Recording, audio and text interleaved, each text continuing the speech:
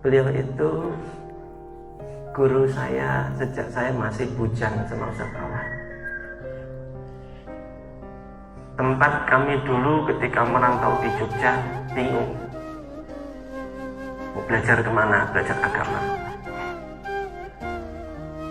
Kami menganggap beliau adalah guru kami. Sampai ketika lulus saya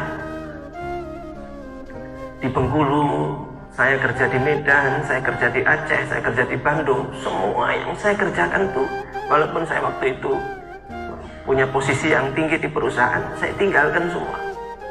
Karena satu, saya kangen sama majelisnya Ustaz Satori.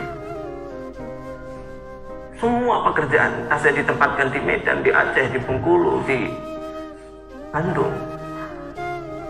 Memang gajinya besar, tapi untuk apa kalau hatinya kering?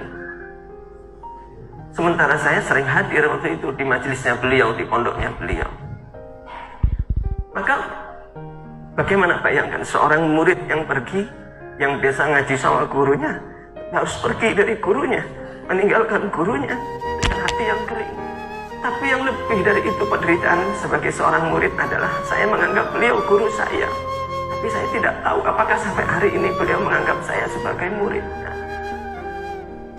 Kita sering ngaku-ngaku saya muridnya ini, saya muridnya guru ini, guru itu. Tapi belum tentu guru itu mengakui kita sebagai muridnya. Dan itulah penderitaan seorang murid ketika seorang guru tidak mengakui muridnya. Itulah penderitaan.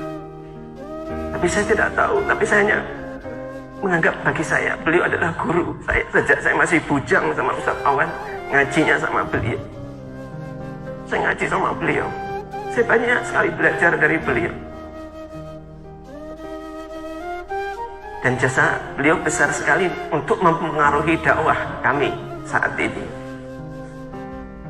Dulu pertama kali kenal beliau ini, Ustaz Satori, itu ketika saya masih mahasiswa sama Mas Awan, luntang-luntung.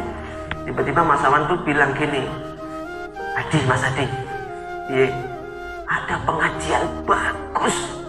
Pengajian bagus apa? Di Pogung Lor ada pengajian bagus. Kok bagus gimana? Ada snacknya. Jadi, awalnya itu karena snack, namanya anak kos.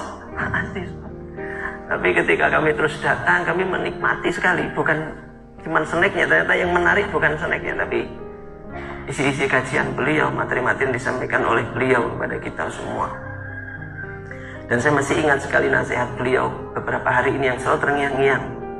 Orang yang di hatinya itu miskin rahmatnya Allah, maka dia akan terasa berat ketika berbuat taat. Mau baca Quran kok berat, mau tahajud kok berat, mau ibadah, mau soleh berat.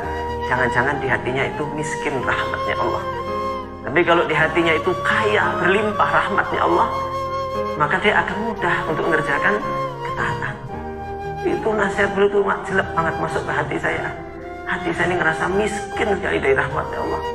Baca Al-Kahfi baru halaman pertama udah dibuka-buka, ya Allah masih lama, kok belum selesai gitu. Sama enggak gitu Bu? Wah bodoh kita ini berarti. Ya kita sama-sama masih belajar, kita ini santri kita ini. Mudah-mudahan Allah jaga kita semuanya, diistiqomahkan kita. Saya selalu mendoakan beliau setiap hari, saya mendoakan beliau, saya sebut nama beliau setiap hari. Karena saya tidak ingin putus sambung ilmu, keberkahan ilmu beliau kepada saya.